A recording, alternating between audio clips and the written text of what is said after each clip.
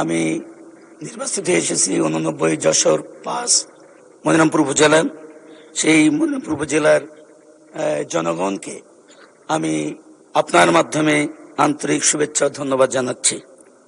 মাননীয় স্পিকার, আজকে যে সিদ্ধান্ত, এই জনগুরুত্বপূর্ণ বিষয়ে মূল প্রস্তাব বিধি 62 অনুযায়ী মাননীয় সংসদ সদস্য নোয়াখালী 2 জনাব জয়নুল আবেদিন ফারুক তিনি উত্থাপন করেছেন, জুলাই জাতীয় সনদ 2025 ভবিষ্যতের পথরেখা একটি রাজনৈতিক সমঝোতার দলিল, যার সংবিধান সংশোধন সহ বিভিন্ন আইন কানুন প্রণয়ন, সংশোধন, সংযোজন, পরিমার্জনের বিষয়ে প্রস্তাব সংক্রান্তে।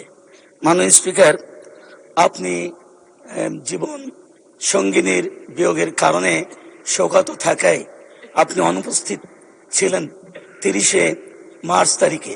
সেদিন মাননীয় ডেপুটি স্পিকার যখন সংসদ পরিচালনা করছিলেন, সেখানে আরেকটি জুলাই সনদ 2025 যা রাজনৈতিক সমঝোতার দলিল হিসাবে স্বাক্ষরিত হয়েছে, তা বাস্তবায়নের প্রক্রিয়া নির্ধারণের জন্য সংসদে মুলতবি প্রস্তাব উত্থাপন করেছিলেন।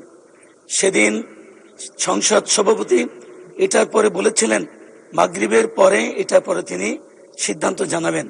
আজ পর্যন্ত সেই বিষয়ে কোনো সিদ্ধান্ত আমরা জানতে পারিনি, যে কারণে এই পরিচালনার জন্য যে কার্যপ্রণালী বিধি রয়েছে তার 63 বিধির দীর্ঘ সেখানে লেখা রয়েছে, একই অধিবেশনে যে বিষয়ে আলোচিত হইয়াছে কোন প্রস্তাবে পুনরায় সেই বিষয়ে আলোচিত হইবে না।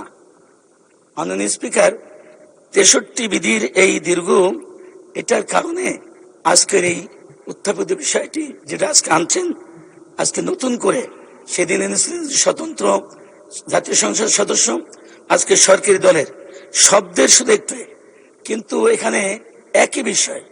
আর সবচেয়ে দুঃখজনক ঘটনা হলো যে জুলাই সনদকে ভিত্তি করে সংবিধান সংস্কার বিষয়ে এটি ম্যান্ডেট নেওয়া হয়েছিল, সেই বিষয়টি পাশ কাটায় সংস্কার শব্দটি পর্যন্ত আনা হয় নাই। অথচ আমরা যে ম্যান্ডেট নিয়েছিলাম রেফারেন্ডামের মাধ্যমে, সেখানে পরিষ্কার লেখা ছিল আপনি কি জুলাই জাতীয় সনদ সংবিধান সংস্কার নট সংশোধন বাস্তবায়ন আদেশ, এটা নিয়ে হা বা না ভোটের যে বিধানটি ছিল, সেখানে এই জনগণ has given us to reform the constitution not for amendment.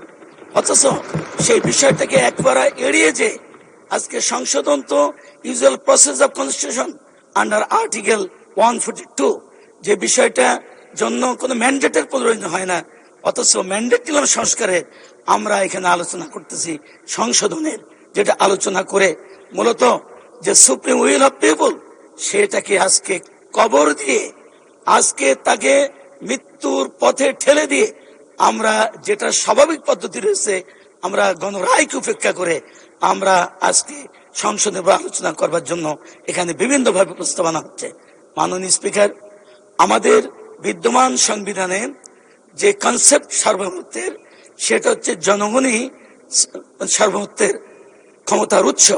তাহলে জনগণ যে ক্ষমতার উৎস যে বিদ্যমান সংবিধান, সেটা আমরা কখন বুঝি? যখন দেশ বিপদে পড়ে, সংবিধান যখন একটা দেশ পরিচালনা করে ব্যর্থ হয়, অভ্যুত্থান, বিপ্লব, তখন গণরায় নয়। আমাদের বাংলাদেশের ইতিহাসে ইতিপূর্বে 3 বার গণরায় নেওয়া হয়েছে, কোনোটা ইগনোর করা হয়নি। যদিও 5ম সংশোধনের মাধ্যমে পরবর্তী কোন একটা সরকার এসে, পতিত সরকার, তারা এটাকে অবৈধ ঘোষণা করেছিলেন, পরবর্তী সেটাও রিভার্স হয়েছে। কিন্তু আজ দুঃখজনক ঘটনা, পৃথিবীতে যেখানেই সাংবিধানিক রাষ্ট্র ব্যবস্থার চলতে পারে না, অচল হয়ে যায়, তখনই গণরায়ের প্রশ্ন আসে। কিন্তু আমরা গণরায় এই দেশে অতীতে আমরা কোনো সময় ইগনোর হতে দেখিনি, অমান্য করতে দেখিনি, কিন্তু আজকে অতীব সত্য যে আজকে সেই গণরায়কে পর্যন্ত আজকে উপেক্ষা করা হচ্ছে। মাননীয় স্পিকার, আজকে আমি যদি এই মহান পার্লামেন্টের সদস্য হিসেবে কথা না বলতে আসতাম, যদি আমি জনগণের কাতারে থাকতাম, তাহলে আমি নিশ্চয়ই টেলিভিশনের সামনে এই মহান সংসদ নিয়ে আলোচনা আমি দেখতাম। তখন তো আমাকে বলে লাগতো, হাই, জাতি সংস্কারের জন্য পারমিশন দিল, ক্ষমতা দিল, সেই সংস্কারের কথা বাদ দিয়ে আজকে জুলাই সনদ সংশোধনের নামে আমরা এখানে কালক্ষেপণ করতেছি। এটা জাতি কিভাবে দেখবে? সেই ইতিহাসের কাঠগড়ায় আমরা আসামি হয়ে যাওয়ার আশঙ্কা দরজাটা খুলে দিলাম। আজকে জুলাই সনদ করা হয়েছিল উদ্দেশ্য ছিল যাতে ভবিষ্যতে আর কোনোদিন মানুষ গুম না হয়, আয়না ঘরে না যায়, আর কোনোদিন যেন জুডিশিয়াল কিলিং এর শিকার না হয়, আর কোনোদিন যাতে আমার সন্তান হত্যার শিকার না হয়, সড়ক আন্দোলন করলে বেপরোয়া পাখির মতো গুলি করে আমাদের ছাত্রদের মারার মতো ঘটনা না ঘটে, এবং পরিশেষে জুলাইয়ের আন্দোলনের মাধ্যমে হাজার হাজার পঙ্গুত্ব বরণ করেছে, 2000 মতো শহীদ হয়েছে।